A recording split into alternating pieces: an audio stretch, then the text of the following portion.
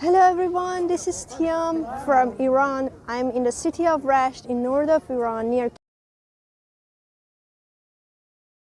It's cloudy today, but it was, a little bit rain this morning. The temperature now is like 12 degrees centigrade, and it's very, very, very nice weather. Today is Friday in Iran, and Friday is the weekends in Iran. We don't have Saturday and Sunday for the weekends. Saturday and Sundays are like, the first working days for Iranians. But Fridays are like, our public holiday, and it's a holy holiday. Some Muslims believe that on one Friday, the hidden Imam will come back and save people in the world. Today I'm going to just share some facts about Iran, of course about the city of Rasht, and I'm going to just talk a little bit about the history of this city and show you one of the main squares in the city, which is one of the main attractions of Rasht. Besides that, I'm going to show you one of the greatest fruit markets in Iran. You will see so many things in there. You will find wide variety of vegetables, fruits, and whatever you think in this bazaar. I'm not sure how much you are familiar with Iran, and I don't know, when you hear the name of Iran, what comes into your mind about the country. Iran is one of the most ancient countries in the world, and as a tour guide, I'm working about 14 years as a tourist guide, incoming tours and outgoing tours. And when I'm talking about the history of Iran, it would be a little bit complicated because we had too many dynasties, and also we had several, empires, and it is a little bit hard to remember all of these. But now I'm going to just talk about, contemporary, kingdoms in Iran before Islamic Revolution. Before we go inside the main square, there is very interesting building in here. I'm going to turn on the camera. There is an old cinema in here, which is very old, like 70 years old, but it's not working, it's closed now. And there is a young man over there who is playing one of the Iranian music instruments called santur. I'm going to ask him to play for us a little bit.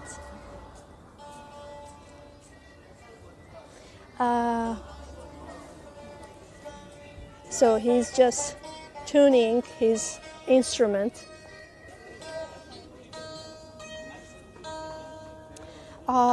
We have very interesting music instruments in Iran, and some of them are very old, like 2,000 years old. This one is one of them. In about 2,000 years ago, there were like, two famous musicians called Barbad and Nakisa, and they invented some music instruments. Mostly they're from western part of Iran. I'm just waiting for him to tune his instrument, and then we can listen to some Iranian traditional music. Okay.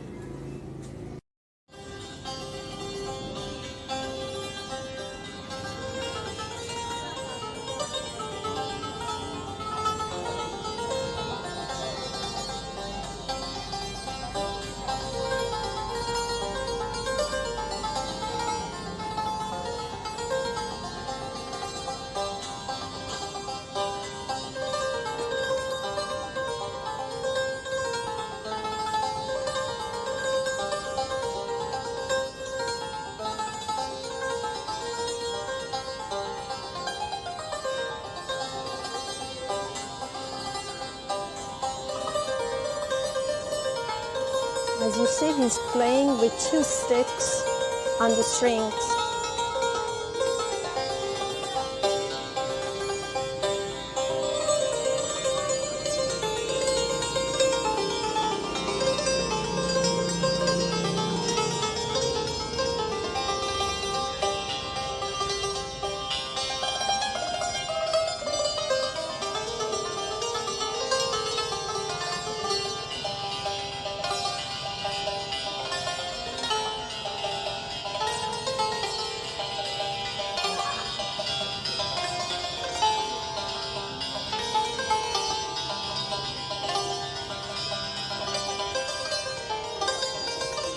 So I love to stay here for 1 hour, but we have time limitation, and I should leave him and go towards the main square. As you see, today is Friday and holiday, and most of the shops are closed now. But there are still some fruit shops in the market. You will see that it's always busy every single day. And this is like street foods in Rasht. You can find whatever you want to eat in this area, because this big square where we are going to see now is one of the main squares in Yazd. It's a place for special occasions. It's a place for people to come here and hang out and gather, talk to each other. Especially visitors, when they come to Rasht, they usually come to this square to take photos and, feel the atmosphere of the city better in this square. There are several monuments around this big square, and I'm going to talk about them one by one. But before to go further, there is a building right there, which is Post and Telegraph Museum. And, before in 20th century, early 20th century, it's used as a post office, because this square built in about early 20th century, and you can see the influence of Russian art everywhere in here. Because on that time, Iran was under the control of Russia in north of Iran and British in south of Iran. And, architecture, art, and many of these stuffs inspired by Russian art. I don't know whether you know about that or not, but it's very interesting that Iran had one of the most ancient post system in the world. It dates back to like 2,500 years ago. Sorry that I wear a mask, but I'm talking about the post system in Iran, which was very ancient. In the ancient time, there were post offices on the road, the royal road between, the capitals, the major cities of Iran, all the old Persia. And whenever the kings wanted to send the messages, they just gave them to these soldiers on horses, and they took the message to other cities, with the horse. But every night, they need to take a rest in these small buildings, like a post office, I can call it, and then change their horses sometimes, take a rest, and then, continue the way to the next destination. There is a statue behind me, which belonged to one of the Iranian heroes. His name was Mirza Kuchak Khan. I'm going to just tell you a little bit about his life and why he's very important for Iranians, but I recommend you to read about him maybe on the internet. Mirza Kuchak Khan was like a revolutionary, activist in about like 1 century ago, in early 20th century. He rose against the central government. He rose against the influence of Russia in Iran, and he tried to make his own army to attack them. He just wrote a contract with Russians, with Soviet Union, and they promised him to help him, but in the end, they just denied to do that. And he was alone with his army, with his small troops. He escaped to the jungles, to the forests in north of Iran, and in one of these forests, he passed away. He's been frozen because of cold weather. And when the soldiers found his body, they brought him to Rasht and beheaded him, just took his head around the city as a punishment for any other, revolutionaries. Then they sent his head to Tehran. On that time, Reza Shah, the founder of Pahlavi dynasty, was the king of Iran. But then his companions tried to just brought back his head and buried him next to his body in Rasht. It might be interesting for you to know that during Reza Shah, Second World War started. And many Polish refugees came to Iran through Caspian Sea and through Enzeli port, which is very close to Rasht. These were like thousands of people, like women, children, men, and when they came to Rasht, they stay here for several days.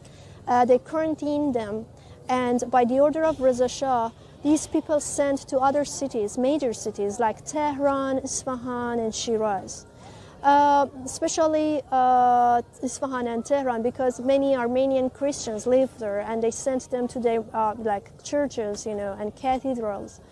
I've read lots of books about the memories of these people in Iran, and many of them had very good memories because they said that the king helped us a lot. He gave us food, he sent children to school, and like after like 4 or 5 years, they sent many of them to different countries. But some of them stayed in Iran and even married to Iranians. One of the oldest one just passed away, I can say like 1 year ago. She was an old woman, and she married with one of the Iranian men who passed away last year. By the way, I'm going to show you another monument in this big square. This building is another monument around this square, which is called Municipality Building. But in about 1 century ago, it's used as a police station, and again, inspired by Russian art. And the architect was studying St. Petersburg, and he inspired by the architecture in St. Petersburg and built it here. It's under renovation, but usually there are some occasions in this big square. As you see, they just hang on banners and some scaffolding. There was like a kind of ceremony 2 days ago in here. There are so many things to see in this area. You can see the streets in either side. It's like a kind of, swastika shape. It's like a cross shape. And each street have lots of shops, and you can see people who are walking next to the shops, and they wanted to buy, some stuff. But while I'm walking, you can see women, how they are dressing up in Iran.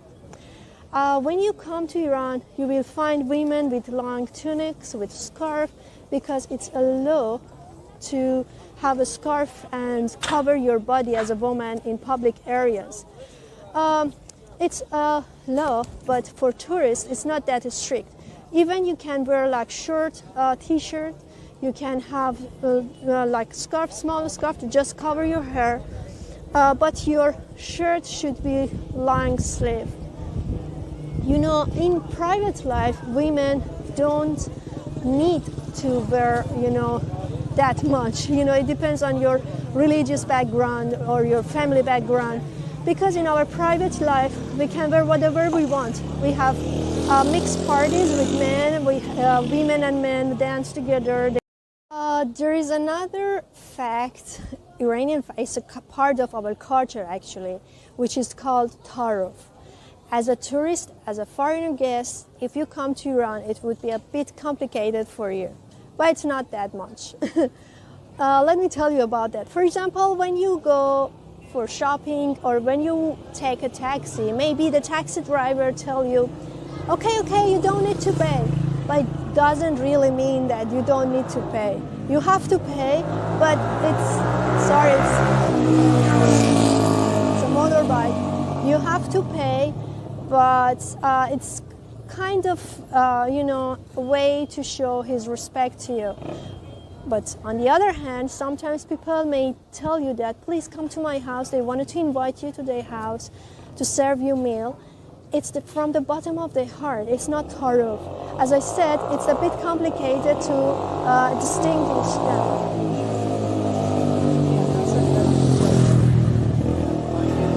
As I said, it's a bit complicated to make a difference, but after a while you will get used to that. But anyway, Iranian people, I can say, are one of the most hospitable people in the world.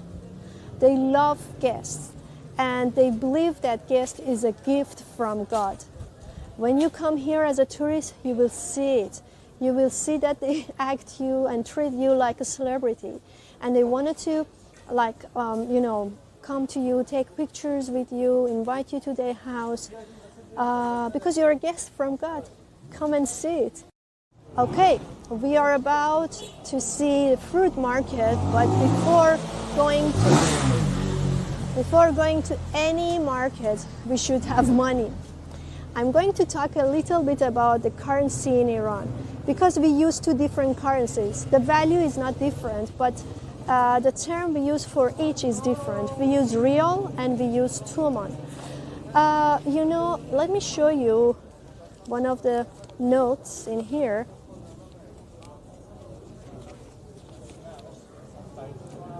Okay, this one is 10,000 rial, but when you go to a shop to buy something, they may tell you 1,000 tuman. Tuman has one less zero than rial, but the value is the same because rial has too many zeros. We just use it on the notes. In the public areas, they will tell you, the cost in tuman. So the value of this note is 10,000 rial and 1,000 tuman. Okay, here we are at the entrance of the fruit market and bazaar. It's one of the greatest bazaars, as I said to you before. I mean, in terms of fruit and vegetables. You can find wide variety of vegetables here. And Rasht is the city of food because this city registered in UNESCO as the creative city of food. This is a butcher's store. He's selling lamb and beef. Usually Iranians used to eat lamb rather than beef because they believe that it's more delicious. But it's not that smelly like the other country. I don't know what is the reason. And if you wanted to know what Iranian usually eat for breakfast, not usually, sometimes, because it's not very cheap, it's not that cheap to buy every day, is this one. It might be disgusting to see, but it's the sheep's head. They boil it and add some spice and salt into it and then eat it for breakfast. I don't like it. It's very smelly, but some people really love that. There are so many stuff in here. As you see, there are pickles, wide variety of pickles, because women in Rasht, they love to make pickles. Garlic and pepper, and these are all dried veggies in here. Rasht is very famous for olives. You can see wide variety of olives. Some of them are big, some of them are small. And of course, cookies are very delicious in here. This is one of the traditional pastries in Rasht. It's a kind of dough which is filled by this stuff in here. It is walnut, cinnamon, ginger. They put everything in here and then fried it. As you see, this man over there, he's making them.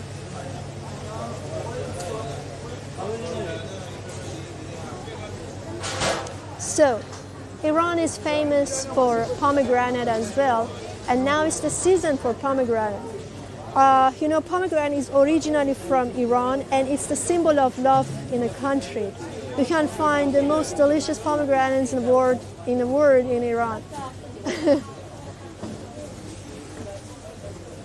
And over there, he's selling different types of cheese. Some of them are made by like milk of goat or sheep or cow, but usually we eat cow or sheep's milk, not goat. Goat is not that popular in Iran. Today is holiday and people come here to buy some products to make a very delicious Persian dish. If you remember, I told you about the currency. Iran is a cash country. If you come here as a tourist, you should bring enough cash. But on the other hand, you can use your credit card. It's true that Iran has problem to transfer money internationally, but If you come here as a tourist, you can use the POS machine in some handicraft shops and buy expensive products through your credit card, because they have account in Dubai or Turkey, and it won't be a big problem for you.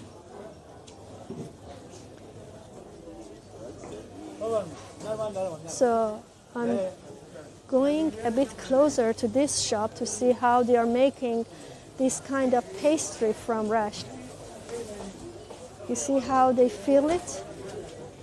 They fill it with the ingredients. I told you, sugar, walnut, and over there he's making the dough. When you buy it like this, you have to fry it. It's very sweet and oily. Some people may not like sweet or oily stuff, but it's delicious. This is another traditional cookie from Rasht. I like this one. They're making it over there. They just cover it with egg. It's sugary and very, very delicious.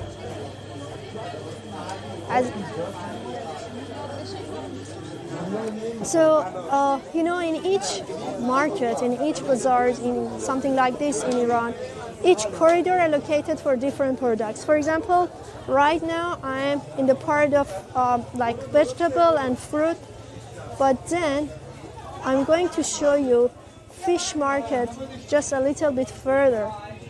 You will see wide variety of fish in there, and you know, this fish is from like Caspian Sea, and Iran has very, very good caviar. One of the best caviar in the world coming from Caspian Sea. And sometimes near Rasht, in north of Iran, people just have like artificial ponds to foster, you know, and grow some caviar fish. It's very, very expensive in Iran. Iranians actually don't used to eat caviar. But look at this place, it's our liver. I don't know whether you like liver or not, but some Iranians like it. And the other part of fruit market. Okay, we are in fish market right now. These are smoked fish and salted fish in here, as you see. And there are so many of them. These are a lot.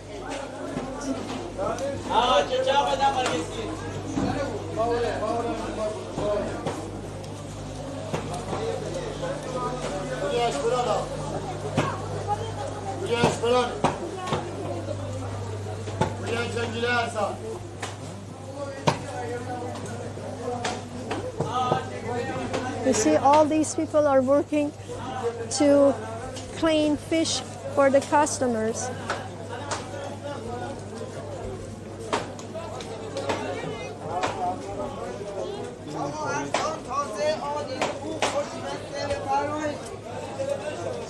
This bazaar is very busy, always busy like this.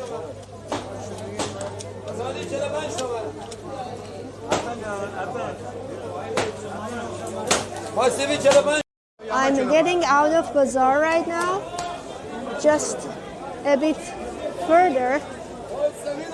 I'm going to sum up. It's too crowded now. You may not hear my voice very well. Okay, we almost finished our tour. It was a short tour, and I hope in this like 45 minutes I could cover like some real facts about Iran, what you may not find on the internet.